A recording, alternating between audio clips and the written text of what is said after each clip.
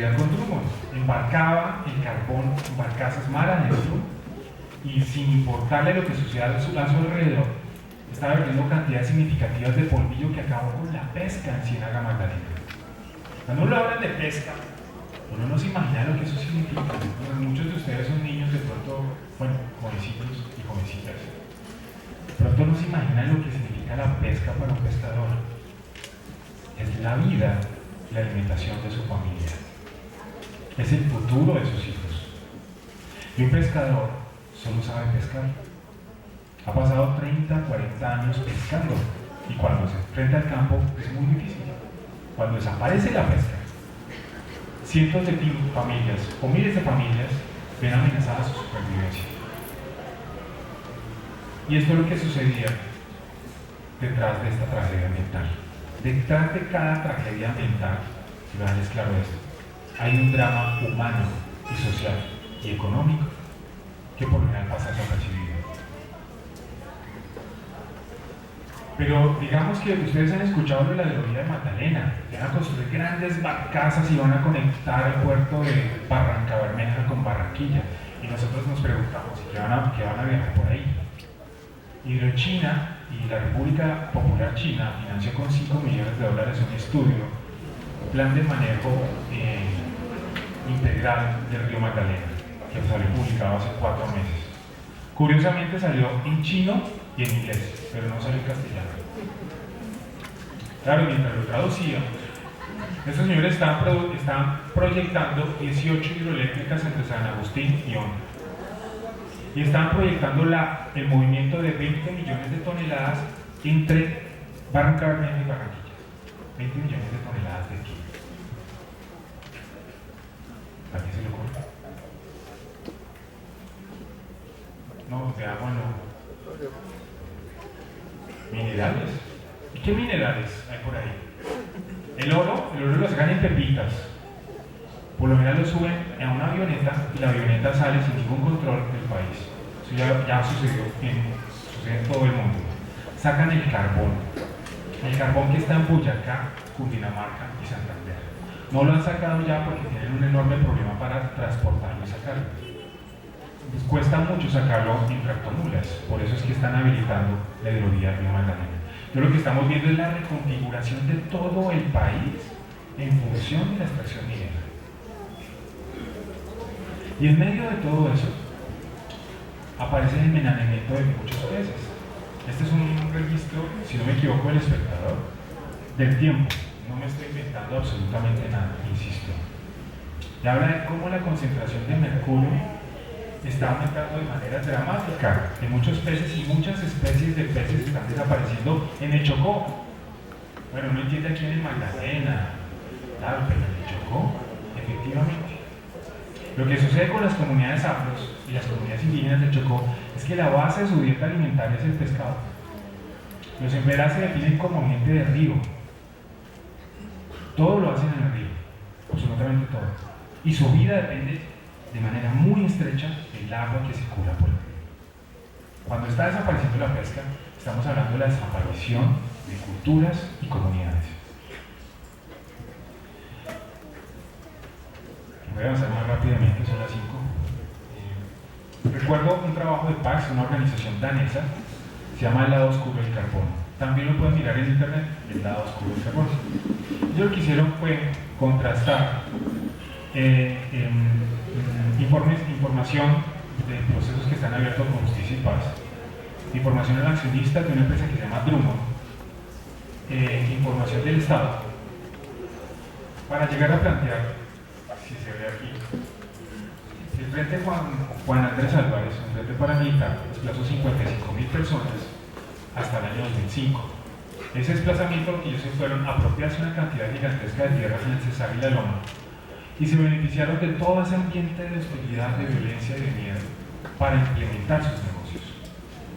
Esta empresa ha negado sistemáticamente cualquier responsabilidad, a pesar de las claras evidencias que tienen de esta empresa con vínculos con grupos paramilitares. Y aquí aparece que les estoy mencionando una cantidad de empresas: Drummond, Antioquia, Ashanti, Anglo American, y estos quiénes son, Extrata. Entonces en el año, bueno, hay algunos que les gusta el fútbol, otros las novelas. Yo soy un tipo raro que me gusta investigar este tipo de empresas. Entonces, en vez de verme la novela, me pongo a leer estas cosas. Una de las situaciones que más me llamó la atención es que la minería, como estamos hablando, en realidad es un universo de 4 tipos de minería. 4 tipos de minería. Una minería en la cual se está explotando mucho carbón, mucho ferroníquel, que es la que ustedes han visto en La Guajira, en el Cesar y en el Cerro Matoso al sur de Córdoba. Luego hay una minería extractiva de actores armados, que no trabajan en las montañas, sino en los valles de los ríos. Ellos con dragas, con retroexcavadoras, extraen con mercurio el oro. Por eso es que hay tantos ríos contaminados con mercurio. Hay más o menos 70 toneladas de mercurio que se liberan a la atmósfera en Colombia al año. Es una monstruosidad. Está la minería extractiva, en exploración o montaje, que es la que yo les digo que la que se está concentrando en las grandes cordilleras del país. Está el de La Colosa, Santurbán, Marmato, bueno, una cantidad que luego les voy a hablar un poquito ahora. Y es la que está generando los grandes conflictos ambientales del país. ¿Y por qué no genera los conflictos en La Guajira o en el Cesar? Porque en esas regiones el tejido social y el movimiento social está roto. Los que no han logrado amenazar los han comprado. Y han visto cómo su territorio está desapareciendo de manera dramática. Ya vimos que la tasa de mortalidad infantil en los municipios mineros es muy superior y es particularmente dramática en la región de La Guajira. Este es un indicador de crisis ambiental. Es un poco el debate que tenemos con algunos académicos. Entonces, ¿cuáles son los indicadores de gestión ambiental? Entonces, la calidad del agua, el aire, tierra, pero un indicador de crisis ambiental, a nuestro modo de ver, es la mortalidad infantil de una comunidad indígena. Porque ya los ecosistemas y el sistema ambiental no pueden sostener a esa comunidad. Entonces, en esa situación empiezan a verse vulnerados, empiezan a morir la población más vulnerable, que son los niños. Y finalmente, hay otro tipo de minería, que es el último, es de minería sobrevivencia. La minería en la cual comunidades afros y comunidades indígenas usan unas bateritas para separar el oro. Y eso lo hacen en muchas regiones del país, como una alternativa a sobrevivencia. Hay una diferencia fundamental en estos tipos de minería.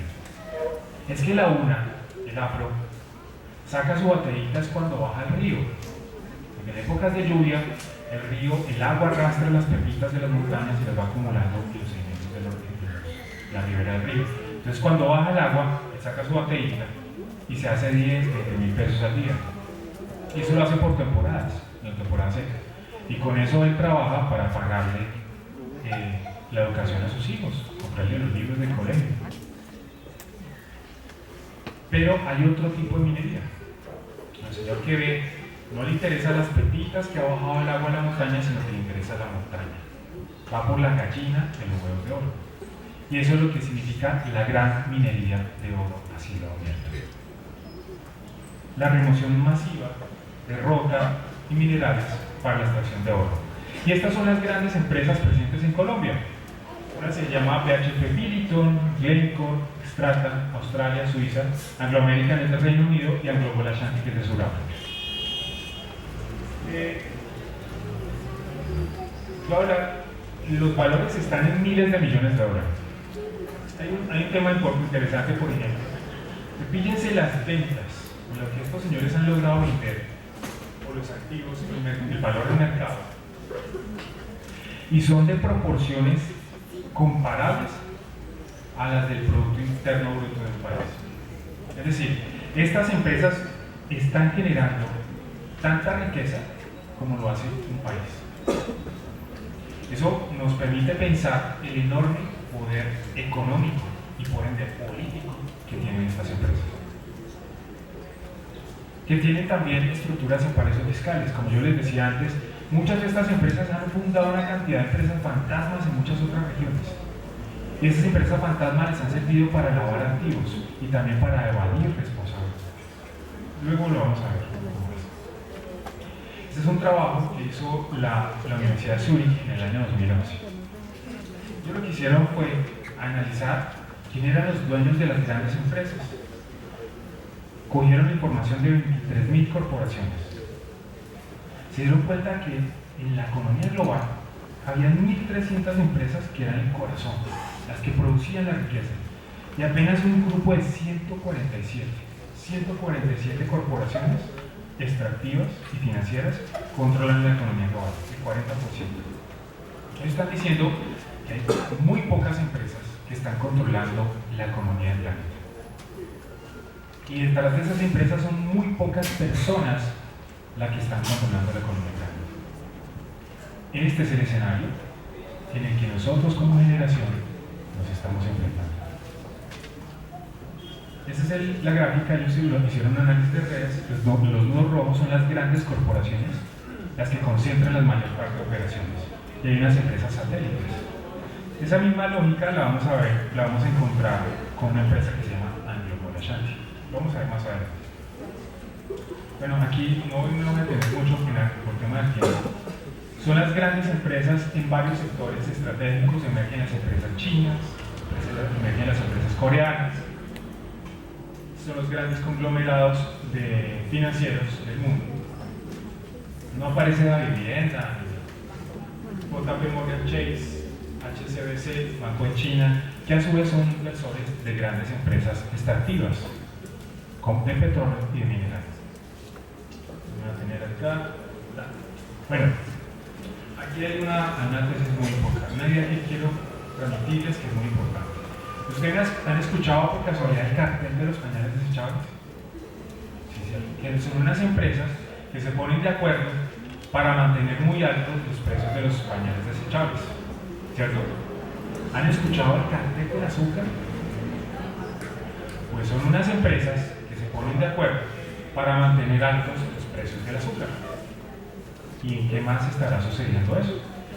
Empezamos a ver que es una tendencia de la economía en este momento.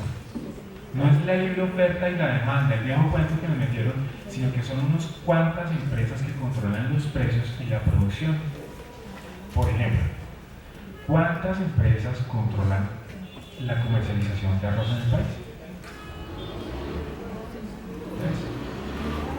3. Y son familias. Roa, ¿les parece conocida? Los Murra y los Pastrana. No es la familia del presidente, pero son una familia reconocida que controla la distribución de arroz en el país. Y ellos regulan los precios en el mercado. Tienen una enorme capacidad, claro. Como controlan el mercado, tienen un enorme poder. Y son capaces de hablarle tú a tú a las autoridades del Estado. Ponen políticos, quitan políticos. Eso sucede con el arroz y sucede con muchos otros sectores. Les estoy mencionando solo algunos.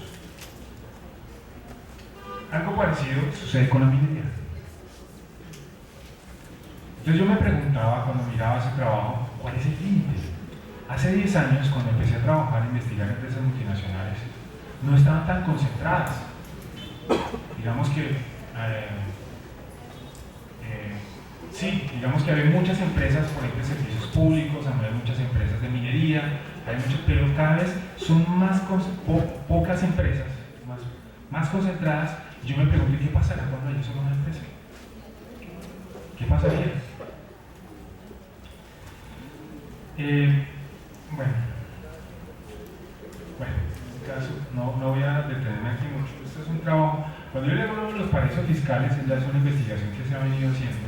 Varias organizaciones no gubernamentales en la situación de que los paraísos fiscales o los países que garantizan la información secreta de la gente que deposita ahí su dinero, ha permitido que muchas redes de economía criminal se hayan refugiado ahí, pero también mucho dinero de las grandes empresas mineras y petroleras. Tampoco me lo estoy inventando. Es un artículo de The Guardian, que es uno de los periódicos más importantes del Reino Unido. Bueno, esta es una definición de un paraíso fiscal, no me voy a tener ahí, pero es fundamentalmente un país que no cobra impuestos y que no le interesa quién pone la plata ahí. Venga, guarde su plata acá y yo le garantizo que no le voy a decir nada a nadie cómo se llama usted. Y eso en muchos lugares del mundo, es una garantía enorme, muy interesante. Kofi Annan, que fue el secretario general de la ONU hasta hace muy pocos años, empezó a mirar cuál era el problema de África. Decía, como buen africano, decía, ¿qué es lo que está sucediendo en África? Claro, hay muchas empresas mineras extractivas, entre ellas Anglo Gold. Él decía que por el tema de los paraísos fiscales, para el caso de República Democrática, como una pérdida de 1.300 millones de dólares. Pero África han desaparecido 38.000 millones de dólares anuales entre el año 2008 y 2010 por la evasión fiscal. A grandes rasgos, ¿qué les trato de decir? La evasión fiscal que tienen las grandes empresas extractivas, entre ellas las mineras, ha generado situaciones o espirales de pobreza y violencia en muchos países, especialmente los africanos. Muchas de estas prácticas, de estas empresas, están siendo implementadas ahora en Colombia. Ellos han acumulado una serie de prácticas y experiencias durante 100 años que han devastado el continente africano, lo han destrozado literalmente y que ahora están entrando al país.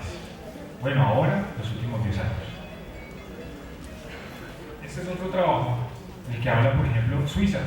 Suiza es un país pequeñito, lleno de gente aburrida, que no se ríe, no sabe bailar, como cara de dios de otro planeta como extraterrestres, pero no producen absolutamente nada. Es un paraíso fiscal. Pero sin embargo, el 25% de las materias primas en el planeta se comercializan ahí. El 60% del café del mundo se comercializa en Suiza. Y estimaban, y la investigación que les referencié antes, 578.000 millones de euros se pudieron perder para los países en desarrollo por las operaciones comerciales ilegales, comillas legales, que se hicieron en Suiza. Y los intermediarios. Entonces aquí quiero plantearles otra regla de la economía. Ya vimos que la oferta y la demanda es un cuento así como extraño. El que controla la economía es el que tiene el oligopolio. Pero hay otro factor muy importante. Es el que controla la distribución y la comercialización. Está clarísimo. No es quien produce, es quien la vende. La papa en Colombia, por ejemplo. Ustedes han visto los papeles en el año 2014, 2013, salieron a la calle, boyacos, así con su rama. Pero es que estamos bravos, hijo de puerca. Y salían a las calles, bloqueaban las calles, quemaban las llantas. Pero es que estamos jodidos, nos quieren sacar de la tierra. Claro, ellos para producir un punto de papa valen 55.000 pesos. Durante 6 meses sortean un montón de cosas, logran poner la papa en el camión. Pasan todo el centro de Boyacá, llegan a Abastos. Y ese día el comercializador les dice, les doy 35.000 pesos por el punto, si quieren devuélvanse. Y eso ha quebrado, está quebrando a los campesinos. ¿Quién es el que controla el mercado? El dueño de la bodega de Abastos. Son 6 personas las que controlan el comercio de la papa en Colombia. 6. Así como los pañales desechables, así como el azúcar y así como la minería de oro. Es lo que vamos a ver. Es un trabajo de la DIAN, insisto, absolutamente nada de lo que estoy diciendo no tiene respaldo. Todo está sustentado en documentos estatales, oficiales, organizaciones muy serias. Y este es un trabajo que sacamos hace poquito, bueno, hace poquito más o menos. Este es un trabajo que publicamos, apoyado por varias organizaciones del Reino Unido. Entonces, ¿por qué? Y es bueno contar las historias. Todo trabajo empieza con una historia de amor. Todo lo que vale la pena empieza con una historia de amor. Un inglés que se enamoró de una tolimense. El inglés con la tolimense se enamoró de las montañas del Tolima. Y cuando supo lo que estaba sucediendo con la Colosa, dijo, tengo que hacer algo. Estas montañas tan hermosas, que ojalá puedan ver mis hijos, hay que defenderlas. Pero se dio cuenta que había enormes vacíos de información. Ese inglés y otras personas nos pusimos a trabajar para investigar lo que estaba sucediendo hace unos años con la Colosa. Nos dimos cuenta a grandes rasgos que La Colosa le estaba mintiendo a los colombianos, o a Globo La Chanti, perdón, le estaba mintiendo a los colombianos sobre sus verdaderas intenciones en Cajamarca, en Ibagué y en buena parte de Tolima. ¿Qué nos dimos también cuenta?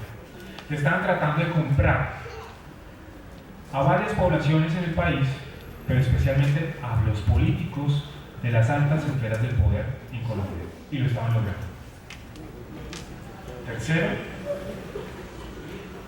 que el proyecto minero La Colosa significaba una grave amenaza ambiental y social para buena parte del centro del país.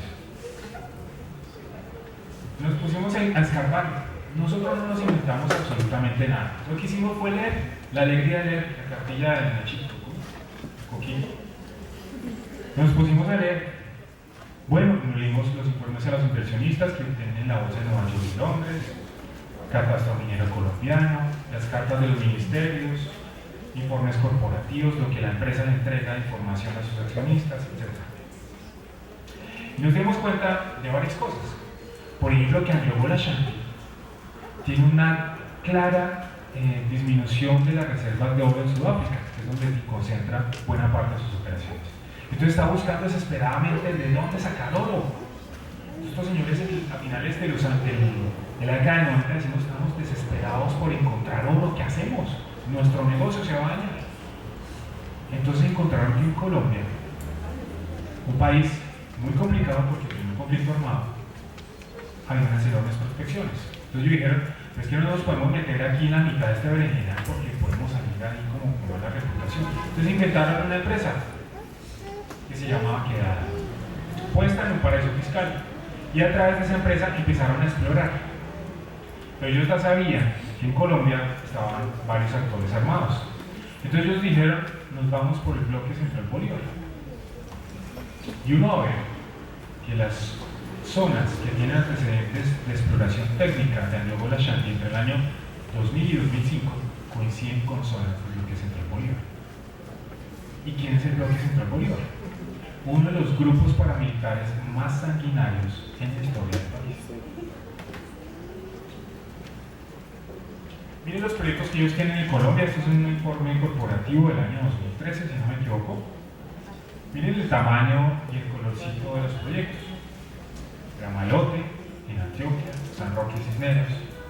Es potencialmente el primer proyecto que va a empezar a producir oro en Colombia con esta tecnología.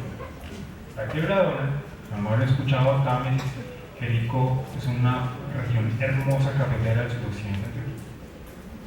Y la mancha roja que ustedes ven en la mitad es el proyecto minero La Colosa. No son las 600 hectáreas que les han echado en cuenta a ustedes. Lo que nosotros logramos ver es que eran 200.000 hectáreas de un proyecto de exploración. Tiene el tamaño del departamento de Quindío. Tiene el tamaño del departamento de Quindío. Lo que logramos ver es que simplemente era leer y comparar. Y eso se lo estaban ocultando al país. Claro, hay otros proyectos en Cauca y Nariño que están presentes y se están ejecutando ahora. Digamos porque ellos han tenido problemas en el Nariño. Y hay una situación que vale la pena aquí explicar. Los pastusos, a pesar de los cuentos de los pastusos son muy inteligentes. Entonces, ¿qué hicieron ellos? Empezaron a escuchar por ahí que estaba haciendo exploración en la empresa rara. ¿Y qué hicieron los pastusos? Se fueron a averiguar para otro lado. Llegaron al Tolima, escucharon a una gente del comité ambiental. Se fueron al sur de Bolívar, escucharon a otros mineros. Y se dieron cuenta que en Globo La Chanti estaban generando serios conflictos en esa región. Cuando ellos se dieron cuenta que estaban tratando de meter la maquinaria para hacer exploración que hicieron los pastusos, dijeron, no, pues aquí son todos tranquilitos. Yo la verdad, siempre los he visto muy tranquilos. Pero cuando no les prestaron atención, ¿qué hicieron? Les tocó quemarles la maquinaria. Se la quemaron. Les quemamos la maquinaria. ¿Qué pasó con el Globo La Chanti? ¿Qué pasó en el Cauca? También les quemamos la maquinaria. No volvieron. ¿Y Y claro, son personas que dicen, se han apropiado tanto de su territorio, les duele tanto su tierra, dicen, es que si no piden permiso, ¿qué hacemos? No piden permiso, están operando de manera secreta, así como lo hacían en Piedras Negras. No le decían a nadie, estaban haciendo sus operaciones, estaban haciendo sus perforaciones, no le decían a nadie. Ese carácter secreto es una empresa diseñada para mentir. Porque si dijera la verdad, no tendría ninguna viabilidad social ni económica. Sigamos. Bueno, también los autos de varias comunidades afrocolombianas de la toma de Cauca lo lograron sacar. Muy interesante. Y aquí está la prospección de proyectos de Anglo-Gold Ashanti. Miren el tamaño que tiene la colosa. Esto es un dato de hace 3 años. No he dejado de investigar la empresa hace unos años. Pero ya en esa época para ellos la colosa era súper importante, porque les iba a arreglar el negocio. Iban a sacar el gran yacimiento minero del país, del continente. Y claro, insisto, ellos no van a sacar oro de las 600 hectáreas. Y aquí es donde aparece un mapa, a ver si se puede ver. Ah, sí. Entonces, miren, las áreas que están en rojo son las áreas que estaba controlando lo que se llama Bolívar. Aquí me devuelvo un poquito al mapa que tienen ellos mostrándonos acá. No, es que nosotros tenemos aquí unas operaciones, este país es como Suiza, aquí no sucede absolutamente nada, es súper tranquilo, la gente es amable, las mujeres son lindas, vean, en Colombia magia salvaje para ver el país tan hermoso que es este. Pero la realidad está sucediendo esto. Ellos están operando en áreas controladas por grupos paramilitares. Las áreas rojas las sacamos de un lugar, de varios portales de investigación. Uno de ellos es Verdad Abierta, es un proyecto investigativo sobre conflicto armado y les recomiendo mucho su lectura. Y luego miramos los informes a los inversionistas, porque estos señores le pueden decir todas las mentiras del mundo a la mamá, pero jamás le van a decir mentiras a los inversionistas, que son los que ponen la plata. Entonces nos fuimos allá. Entonces encontramos que estos proyectos, que son los puntos amarillitos, son las zonas que coincidían con ellos, con las zonas controladas por el bloque central colombiano. Solo hay un caso raro. Esto sucedió en sudeste antioqueño, nororiente antioqueño, sur de Bolívar, Risaralda, Quinchía. Pero hay un caso rarísimo. ¿Cuál será?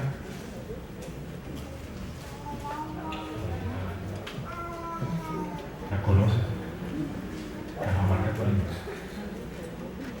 Nosotros nos preguntamos, ¿por qué en Ibagué y en Cajamarca no metieron al bloque central? ¿Por qué? ¿Por qué? Bueno, yo estoy asumiendo aquí otra cosa, que ellos estaban financiando para mí. Claro, aquí hay el primer comentario. Anglo-Gold Ashanti es de las pocas empresas del mundo que ha reconocido oficialmente que financia grupos paramilitares. Y eso sucedió en la República Democrática del Congo en el año 2005. ¿Qué sucedió en el año 2004? Varios masacres en Cajamarca. ¿Por qué creemos que ellos se replegaron? Porque es el proyecto más importante para ellos y quieren mantenerlo limpio. Es una lectura de Alejandro Pulido. Cuando ocurrió el escándalo con Human Rights Watch, la Organización de Derechos Humanos que los denunció, dijeron, nosotros no nos queremos juntar acá, lo que vamos a hacer es responsabilidad social corporativa. Y han invertido más o menos $3 millones en lo que ellos llaman programas sociales, que pasan por financiar políticos y otras personas. Este es un trabajo de la silla vacía. Insisto, no me estoy inventando nada. La silla vacía es un portal de investigación periodística muy reconocido en el país. Aquí aparecen las grandes empresas mineras, en las cuales Anglo-Gold Ashanti acumula la mayor parte de títulos mineros de Colombia. Estas empresas controlan más o menos la mitad de títulos de minería de oro en el país. Cuando publicamos esto es el año, en enero del 2012, la Superintendencia de Sociedades amonestó a Anglo-Gold Ashanti y otras empresas por tener una cantidad de empresas satélites o fantasmas que operaban con ellos. Claro, ¿cómo hicieron estos señores? Pues no pasó a mayores, pero quedó clara la estrategia que tienen estos señores de operar con una cantidad de empresas secretas en muchas otras partes. Cuando hicimos el mapa